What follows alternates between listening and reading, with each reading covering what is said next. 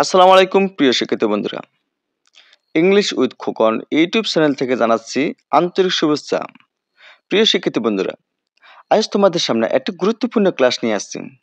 ক্লাসটি হলো সিভি সম্পর্কিত, যা তোমাদের পরীক্ষায় অবশ্যই আসে। তোমরা একটি সিভির মাধ্যমে কিভাবে সবগুলো সিভি লিখতে পারবে তা নিয়ে আজকে আমি আলোচনা করব এবং সিভি ফরম্যাটটি তোমাদের সামনে উপস্থাপন করব। আমরা আর কথা না বাড়িয়ে মূল আলোচনা চলে যাচ্ছি। আর তোমরা যারা আমার চ্যানেল নতুন এসেছো কিংবা যারা এখনো আমার চ্যানেলটি সাবস্ক্রাইব করো নাই, তারা চ্যানেলটি সাবস্ক্রাইব করে ফেলো। শিক্ষার্থী বন্ধুরা, মাল্টিপল সিভি রাইটিং ফরম্যাটটি একটু দেখো। এখানে শুরুতে ডেট আছে। ডেটে লিখতে হবে তুমি যে তারিখে সিভি লিখছো ঠিক ওই তারিখে ডেটটি লিখতে হবে। এরপর দেখো দ্য অ্যাডভাইজার, এক কথায় দ্য অ্যাডভাইজার। এখানে দ্য হেডমাস্টার, দ্য প্রিন্সিপাল কিংবা দ্য ম্যানেজিং ডাইরেক্টর কিছু লেখা লাগবে না। এখানে তোমরা শুধু দ্য অ্যাডভাইজার অর্থাৎ বিজ্ঞাপনদাতা লিখতে চলবে। এরপর ঠিকানা লিখবে। আমি এখানে বনানী ঢাকা দিয়েছি। তোমরা যে লোকেশন লিখবা কিংবা তোমাদের সিভিতে যে যদি ডেট ঠিকানা থাকে তাহলে তুমি ওই ঠিকানাটা লিখবা।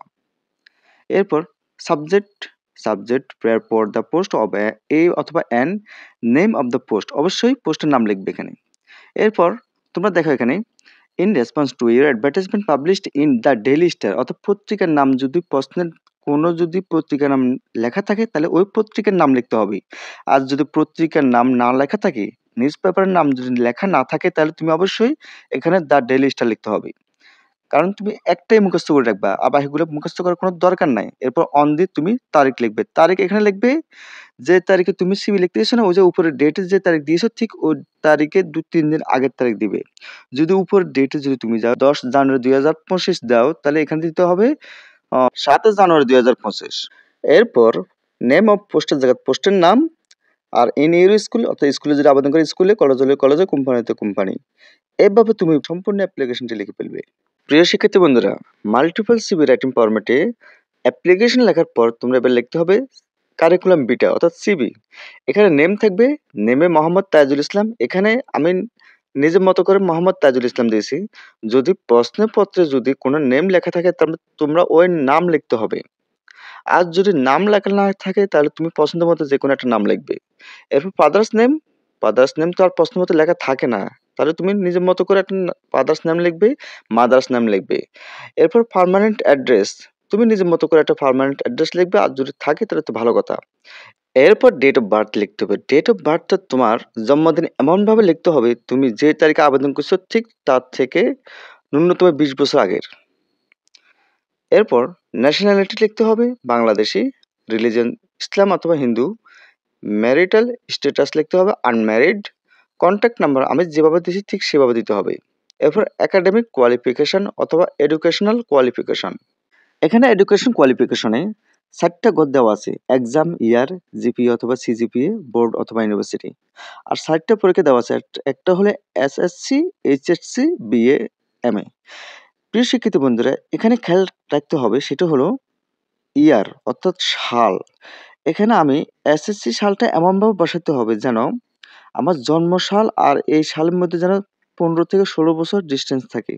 অনেকে কি করে, এই যে এখানে দেওয়া আছে 2016 সালে এসএসসি, সে জন্মসাল দিয়ে দিবে 2010 সালে কিংবা 8 সালে। এটা কিন্তু একবার ভুল। আর এমনভাবে সাল দিতে হবে যেন আমার আবেদনের ডেট যেন ওভার না হয়ে যায়। এই দিক থেকে খেয়াল রাখতে হবে। ধরো আমি এসএসসি সাল দেব 2016, ঠিক তার 2 বছর পর এইচএসসি সাল, তারপর তার 4 বছর পর বিএ অনার্স, তারপর তার 1 বছর পর এমএ সাল দিব। এরপর সিজিপি আমি যেভাবে দিছি এভাবে, বোর্ড আমি যেভাবে দিছি এভাবে দিয়ে দিতে হবে। এডুকেশন কোয়ালিফিকেশনের সকল ইনফরমেশন লেখার পর তোমরা লিখতে হবে স্কিল। স্কিল মানে কি? দক্ষতা। এখানে I have computer knowledge about MS Word অথবা এমএস এক্সেল সরাসরি লিখে ফেলবে। এরপর এক্সপিরিয়েন্সে দিবে সার্ভিং অ্যাজ এ অথবা এন, বাহুল্য অনুসারে দিতে হবে এটা। এরপর তুমি অতীতে তুমি যে কাজটা করেছিলে, অর্থাৎ তুমি এখানে একটা কাজ করবে, সেটা হচ্ছে তুমি যে সম্পর্কে আবেদন করবে ঠিক সে পোস্টটাই এখানে আবার লিখে ফেলবে। কারণ তুমি অতীতে এই পোস্টে চাকরি করছো, এখানে ওই অভিজ্ঞতা নিয়ে তুমি এখানে এসেছো।